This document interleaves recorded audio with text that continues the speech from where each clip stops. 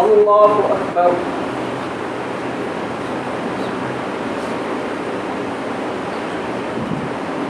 الحمد لله رب العالمين الرحمن الرحيم مالك يوم الدين إياك نعبد وإياك نستعين اهدنا الصراط المستقيم صراط الذين أنعمت عليهم غير المغضوب عليهم ولا الضالين.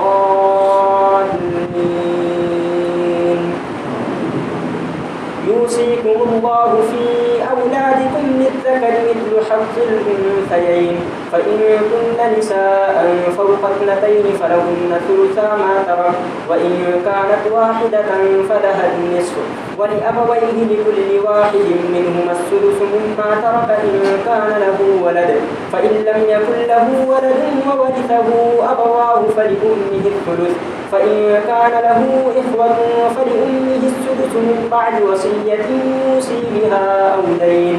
آباؤكم وأبناؤكم لا تدرون أيهم أقرب لكم نفعا فريضة من الله إن الله كان عليما حكيما.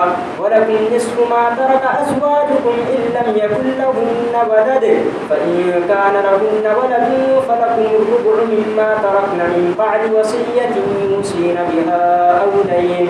ولهن الربع مما تركتم إن لم يكن لكم ولد فإن كان لكم ولد فلهن الثمن مما تركتم من بعد وصية توصون بها أو دين. وإن كان رجل يورث كلالة أو امرأة وله أخ أو أخت فلكل واحد منهما السدس فإن كانوا أكثر من ذلك فهم شركاء في الثلث من بعد وصية يوصى بها أو دين غير مضار وصية من الله والله عليم حليم.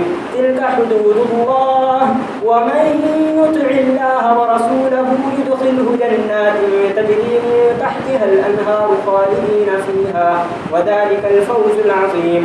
ومن يعص الله ورسوله ويتعد حدوده يدخله نارا خالدا فيها وله عذاب مهين.